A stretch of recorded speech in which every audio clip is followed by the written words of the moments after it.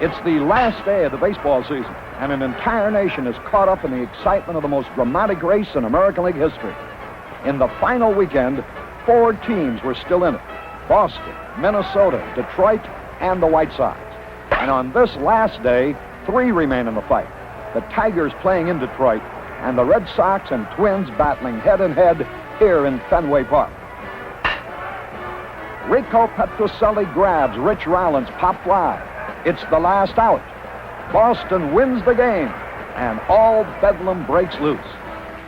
Hysterical fans come charging out of the stands and swarm onto the field. They carry pitching hero Jim Lonborg toward the dugout. The Red Sox have clinched at least a tie for the American League pennant. And with that news, all the Boston area, traditionally so staid and proper, simply explode.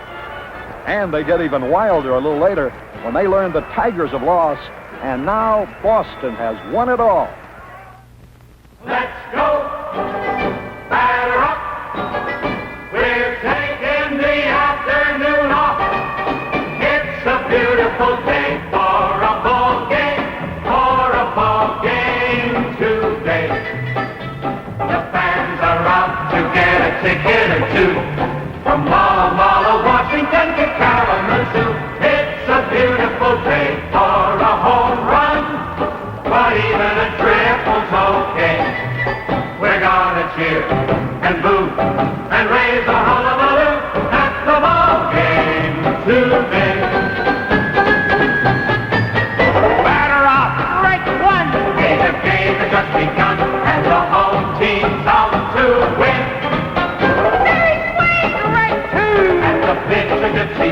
He his fastball pop right in.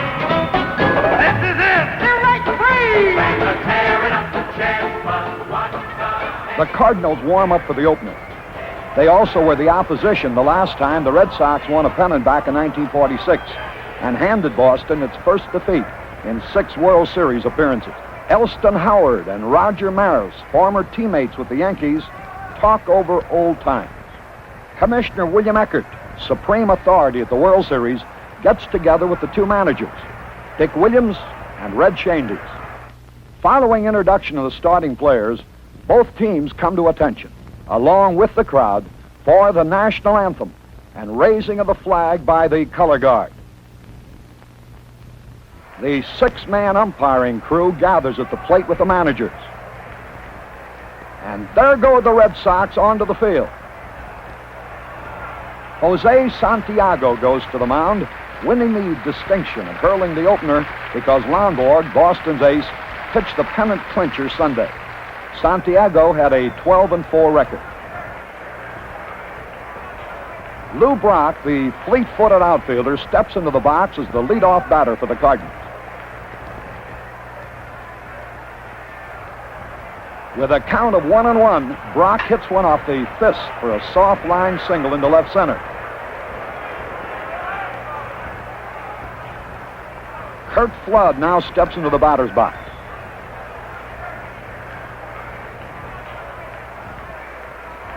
Santiago fires, and there goes Brock. He steals second. After 1 out with 2 on, Orlando Cepeda's at bat. Santiago's in trouble with a 3-2 count on Cepeda, but then Orlando wraps a grounder directly at Dalton Jones, who steps on third base, fires to first, and it's a double play that ends the inning.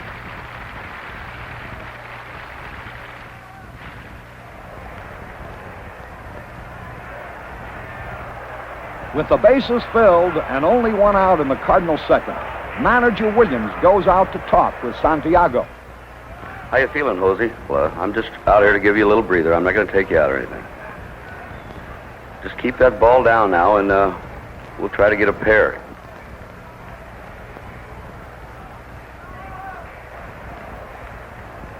With a 2-0 count, Bob Gibson slaps a bouncer to Jones, who juggles the ball momentarily,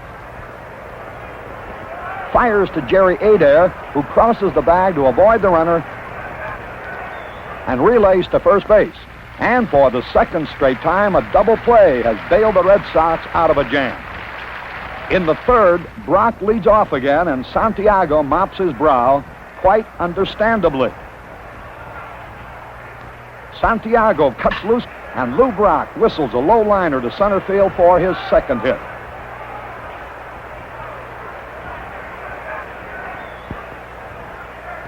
That brings Flood to the plate again, and Santiago is quite conscious of the base-stealing potential of the situation.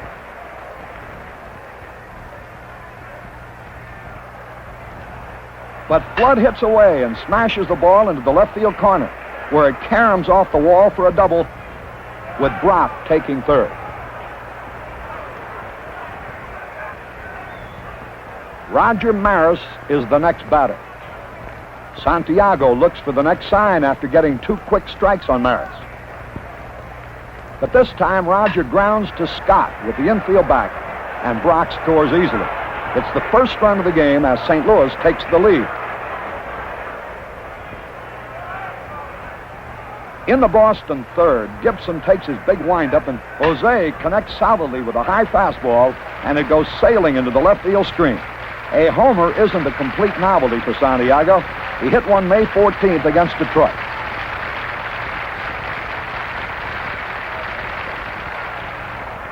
Jose gets a big reception from his mates, with the score now tied. In the Cardinals' fourth, Julian Javier's on second with Lou Brock at bat. Santiago goes into his stretch, trying again to cool off the sizzling Brock. But Lou pushes a ground single to left. Yastrzemski grabs it, fires to the plate. Russ Gibson dives for the sliding Javier, and he's out. Now here's the instant replay. Yaz scooping up the ball like an infielder, throwing on the run, and the ball carries on the fly to the plate. Gibson dives for Javier, who gives him a small target with a beautiful fall-away slide. But he's out in an eyelash decision by umpire John Stevens. Curt Flood leads off for the Cardinals in the fifth inning. Santiago's first pitch is hammered to left by Flood. It looks like a sure extra base hit, but no, Yastrzemski grabs it with a leaping one-handed stab. It's a miraculous play.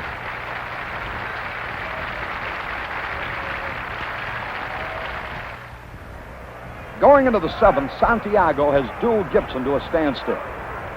But Lou Brock leads off with his 4th straight hit, tying a World Series record. Flood is up now and looking for a sign.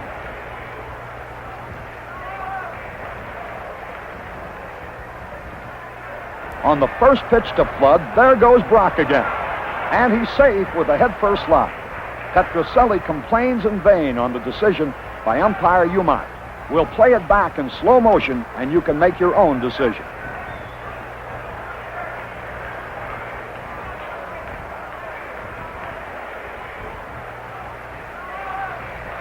Santiago faces Maris with Brock on third, 1 out, and the infield playing in. Santiago pitches, Maris hits towards right field, but Adair makes a spectacular diving stop. He scrambles to his feet, but it's too late to get Brock, who scores. And now the Cardinals lead 2-1. It's the Boston ninth, and Gibson is still stubbornly trying to protect his slim 2-1 edge. He has fanned 10 and allowed only 6 hits. He quickly retires 2, but then Scott walks. Manager Shandes goes to the mound to caution Gibson. A homer over that short fence could win for Boston now. Mike Andrews flies to right field. Maris grabs it to end the game. The Cardinals win 2-1. Shannon leads the rush to congratulate Gibson. It's a big win for him after coming back from a fractured ankle in mid-July.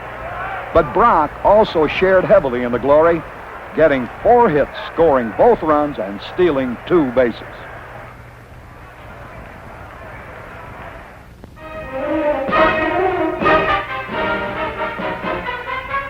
August Busch, the energetic owner of the St. Louis Cardinals, and his daughter arrive early for the second game. Orlando Cepeda, cleanup slugger of the Cardinals, takes some practice swings. Warren Giles, National League president for 16 years, exudes his usual confidence. The Cardinals loosen up with a snappy pregame infield practice. After the umpires review the ground rules, the Red Sox go charging onto the field, eager for a victory that would square the series. Shouldering the biggest responsibility will be Jim Lonborg, who is starting for Boston.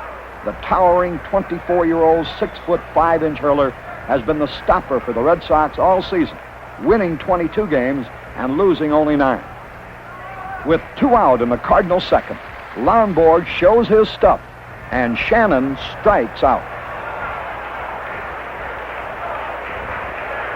Dick Hughes, the St. Louis starter, topped the Cardinals staff this year with a 16-6 record. In the Boston second, Adair flies to left, and Brock spears the ball with a high leaping catch. His momentum carries him against the wall before he can stop. Let's rerun the play in slow motion. Brock's leap not only is high, but also far, as if he's doing a broad jump. Carl Yastrzemski opens for the Red Sox in the fourth. He takes a terrific cut at Hughes' first pitch, but misses.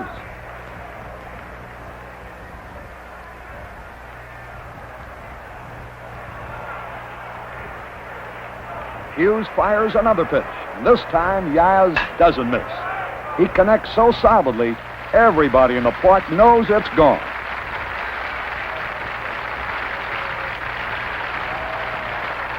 Yaz goes into his home run trot around the bases, and it's a familiar one, since the star slugger walloped 44 out of the park during the season.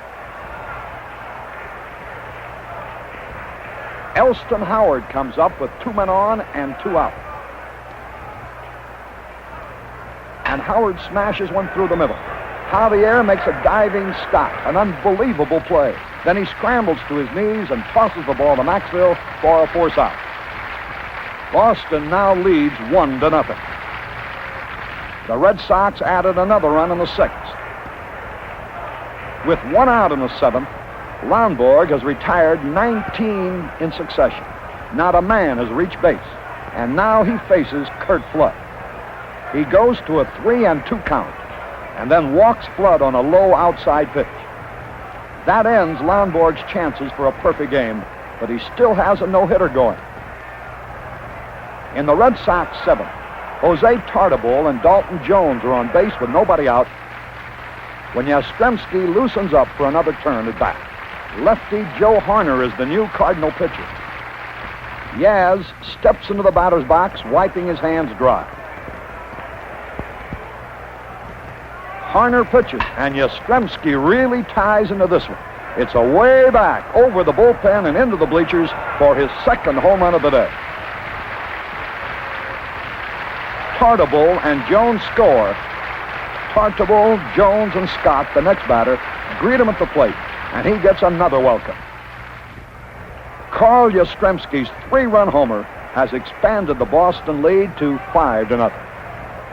Jim Lonborg, pitching brilliantly, has been a complete mystery to the Cardinals.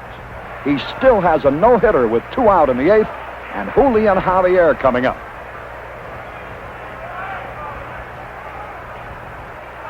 Javier pulls Lonborg's first pitch into the left field corner for a double, and that wrecks the no-hitter.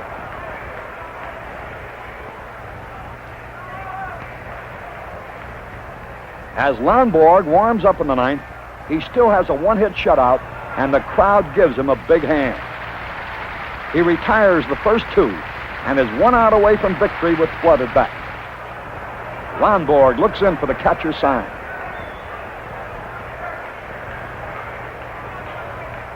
Jim pitches, and Flood lifts a fly to center. The Reggie Smith grabs, and Boston wins 5-0. The Red Sox swarm around Lonborg, who has pitched one of the 5 greatest games in World Series history. Only one better was Don Larson's perfect game, and there have been 3 other one-hitters. But the big gun offensively was Yastrzemski with his 2 homers. And now it's off to St. Louis for the third game. The Cardinals and the Red Sox each have their own chartered plane. And away they go, relaxing as they speed over fleecy white clouds. Busch Stadium, beautiful new home of the Cardinals, which was opened May 12th last year. They drew a record 2 million this season. The 630-foot high Gateway Arch is in the background.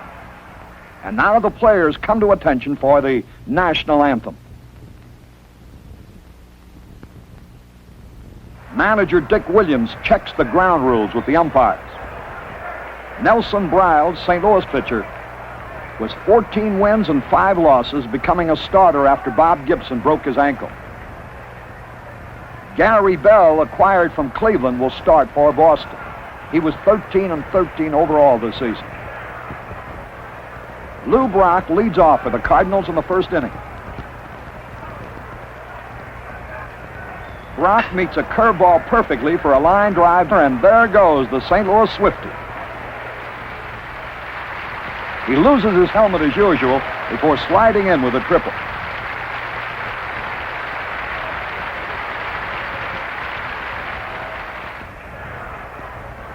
Curt Flood steps into the box.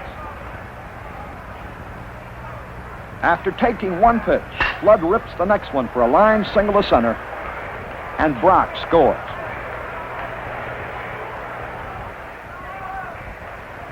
In the Cardinals' second, Tim McCarver opens the inning. He drills the ball through the middle for a single.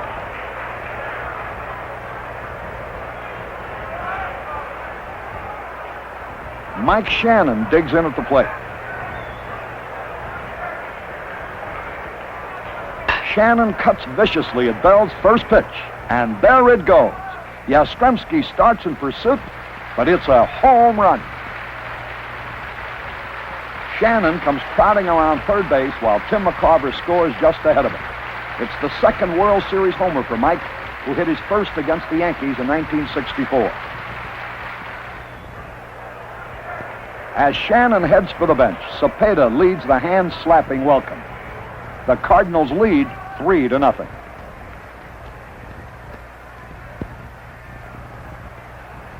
With Mike Andrews on second in the Boston sixth, Briles pitches to Jones, and Dalton singles to right. Andrews scores.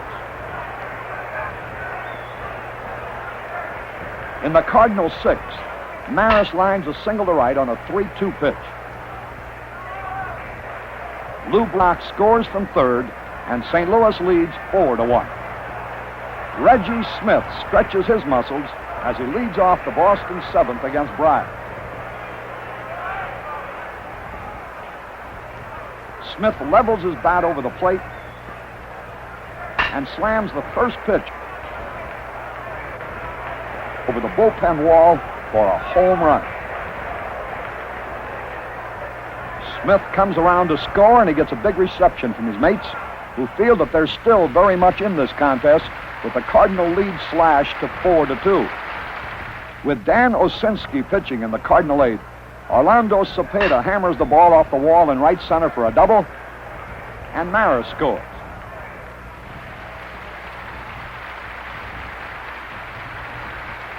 St. Louis now leads 5-2. Nelson Briles quickly retires the first two Red Sox in the ninth. Now he shakes off two signs as he faces Jerry Adair. Briles gets the signal he wants, and Adair pops to Shannon. The Cardinals win and take a 2-1 lead in the series. McCarver and Cepeda lead the charge to congratulate Briles. This was really his 10th straight victory. Briles won 10 out of 12 after becoming a starter and closed the National League season with 9 in a row.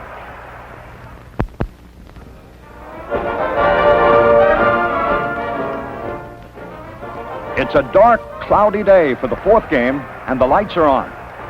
And there go the Cardinals. Bob Gibson, who won the opener, meets the Red Sox again. After Gibson retires the first two, he faces Yastrzemski. And Carl lines a single to right to maintain his constant hitting threat in the series. Bob Gibson gets a slider over the outside corner, and Scott strikes out. Jose Santiago is back for his second duel with Gibson. Lou Brock and Kurt Flood are on base with none out in the first inning, and Roger Maris is at bat.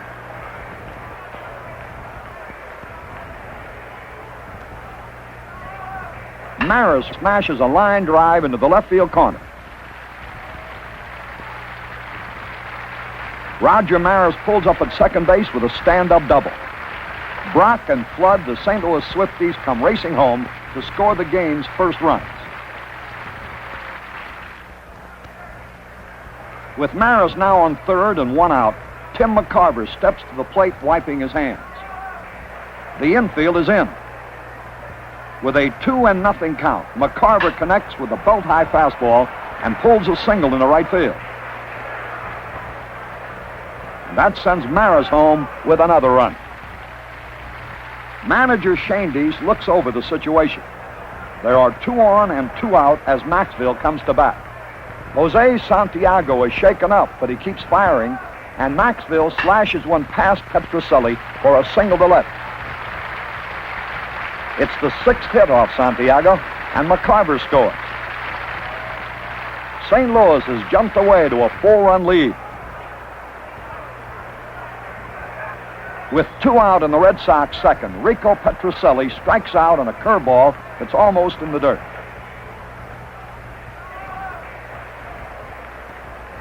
In the Boston third, Joe Foy fans on an outside pitch. Jerry Stevenson is the Red Sox pitcher in the Cardinals' third.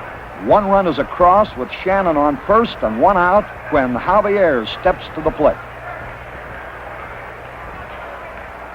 Stevenson delivers, and Javier smashes the ball past the diving Jones.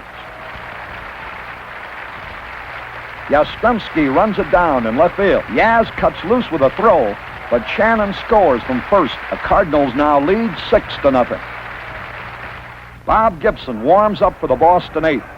He's been in complete command so far, allowing only 3 hits with not a runner passing first base.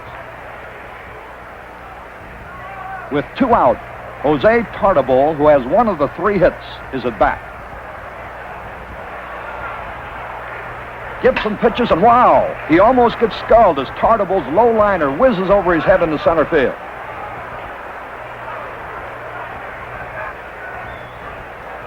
The St. Louis partisans in the crowd are enjoying themselves to the hilt. Bob Gibson still has a shutout going into the 9th inning as Carl Yastrzemski leads off for Boston. Yaz tears into Gibson's first pitch for a hit to right that bounces off the wall, and he goes into second with a double. Jerry Adair is now at bat with 2 out. Adair smashes the ball through Gibson, but Javier grabs it and throws him out. And St. Louis wins 6-0 to take a 3-1 lead in the series. It was all Bob Gibson today as he fired a 5-hitter for his second victory over the Red Sox.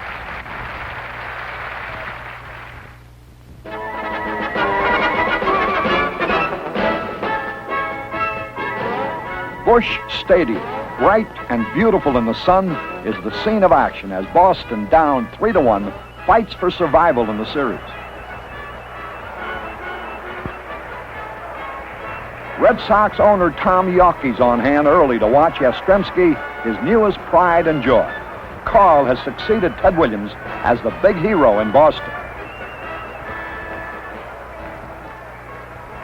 Steve Carlton, 14-9 during the season, warms up for St. Louis. He's the first southpaw starter in the series. With Andrews on first base, Foy on second, and 2 out in the 3rd inning, Ken Harrelson comes to bat for Boston. With a 2-1 count, Harrelson singles to left. Brock sees no chance at the plate, and Foy scores. Jim Lonborg is holding on to a slim lead in this must game for Boston. In the Cardinal fifth, Lonborg, leading 1-0, strikes out Mike Shannon on a low-breaking curveball.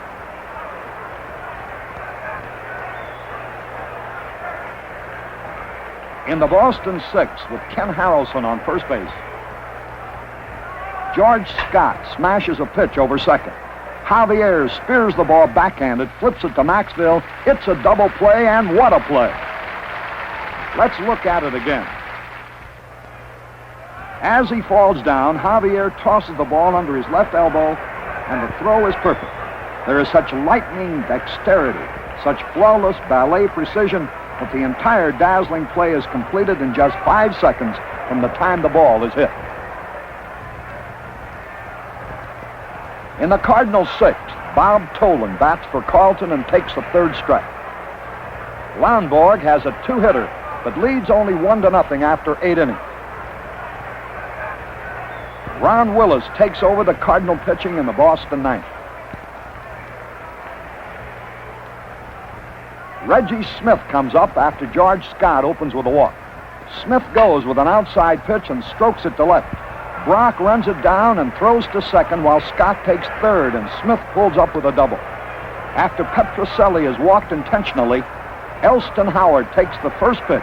Then Jack LeMahieu comes in to relieve Ron Willis. Elston Howard gets set again.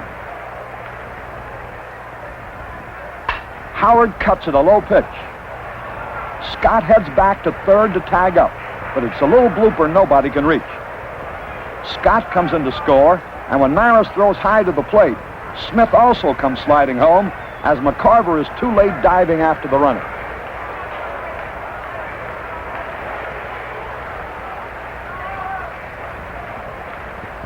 Lonborg is on the verge of his second successive shutout. He has 2 out in the ninth with Maris at bat. Rogers swings, and there it goes, over the right field wall for a home run. It's the 6th homer he has hit in World Series competition. That ruins Lonborg's shutout, and he's still 1 out away from victory with Orlando Cepeda coming up.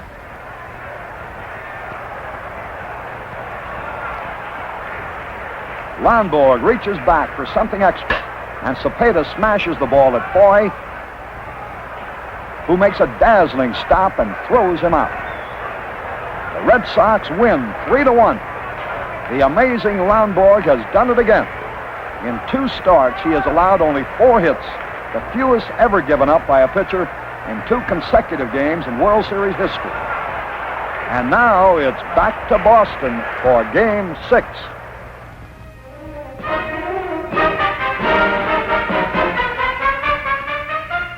Hall of Famer Joe Cronin, president of the American League, is out early hoping for a Red Sox victory.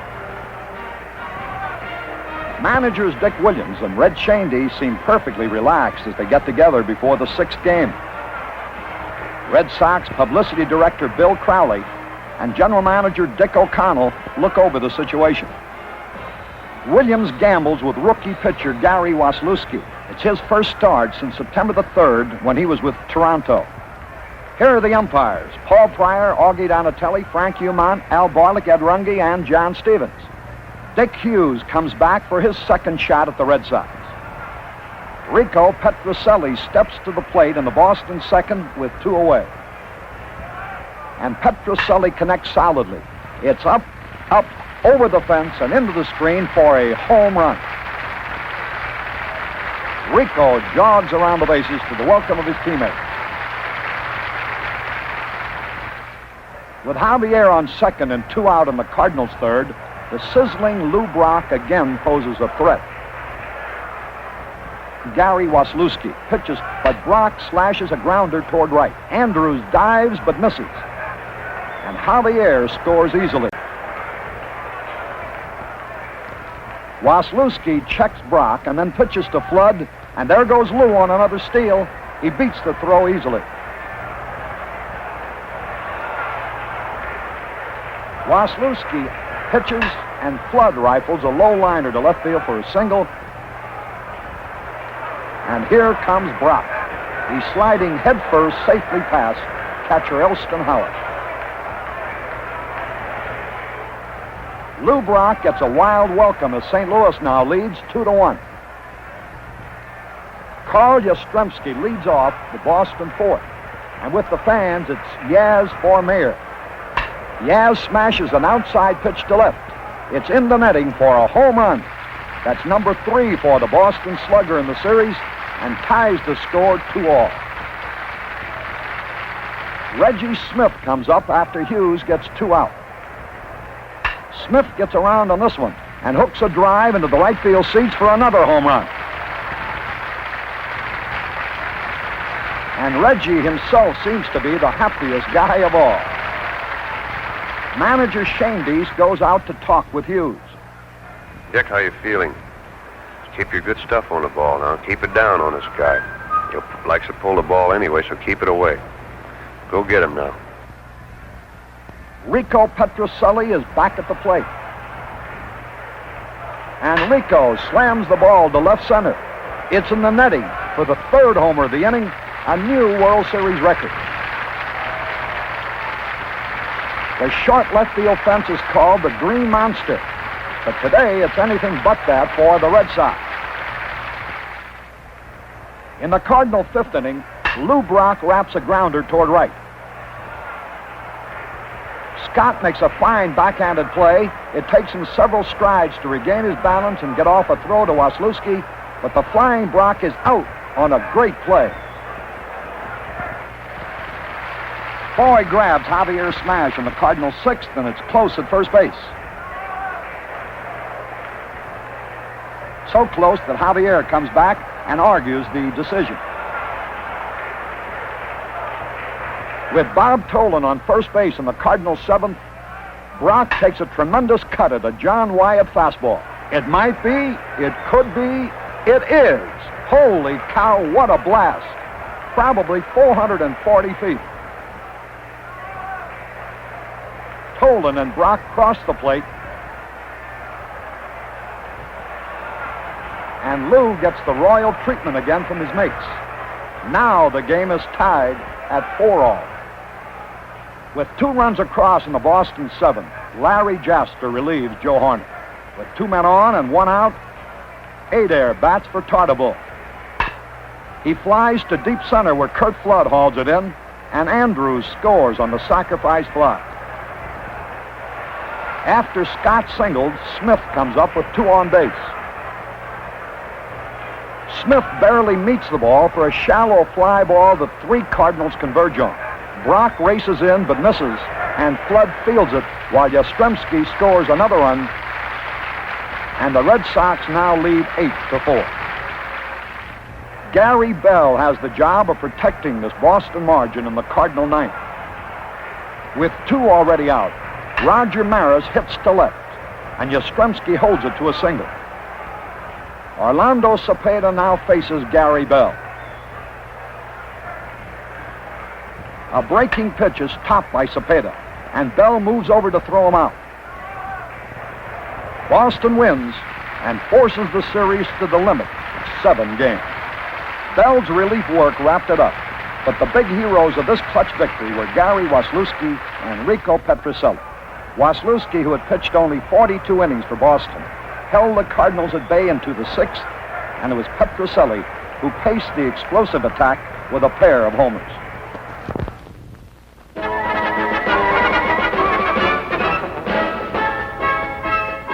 Manager Red Shandies gets together with Bob Gibson, his starter, in this decisive 7th game.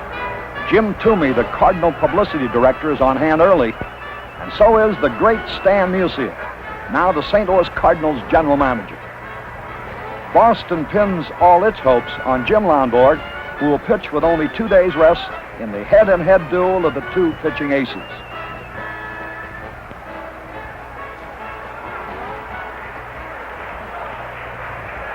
In the Cardinals' 3rd, Dal Maxfield opens with a smash off the center field wall. And Maxfield sprints into 3rd with a triple.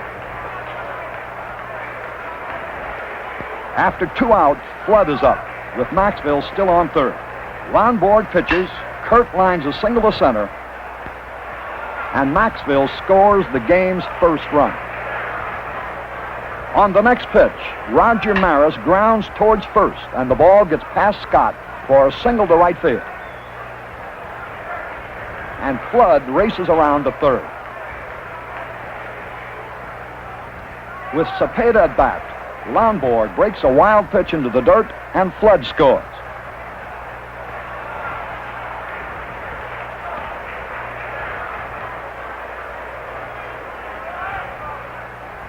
In the Boston fourth, with 2 out, Bob Gibson still hasn't allowed a hit, and he fans Harrelson. It's his 7th strikeout. Newsmen from all over the country and even from overseas are here for the World Series. With 1 away in the 5th, Gibson hammers a long drive to center. The ball lands on a ledge just to the right of the flagpole. It's a home run. Homers aren't unique for Bob, but this is his first in the World Series.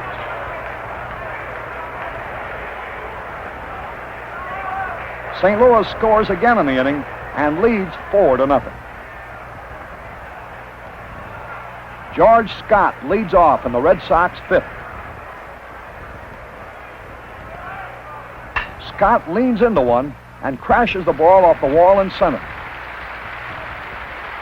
As it caroms away, George goes into third with a triple. But Javier's relay throw is wild, and Scott scores. It's the first hit as well as the first run for Boston. With Shannon and McCarver on base in the Cardinals' 6th, Santiago is warming up in the bullpen. Julian Javier comes up with none out. Lonborg bears down, but Javier slams one to left. It's a home run, and Yastrzemski just watches.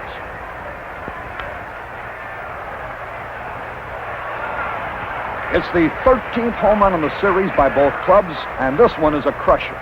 McCarver and Shannon score ahead of Javier in a joyous parade that gives St. Louis a commanding 7-1 margin. Javier gets a big reception from his mates.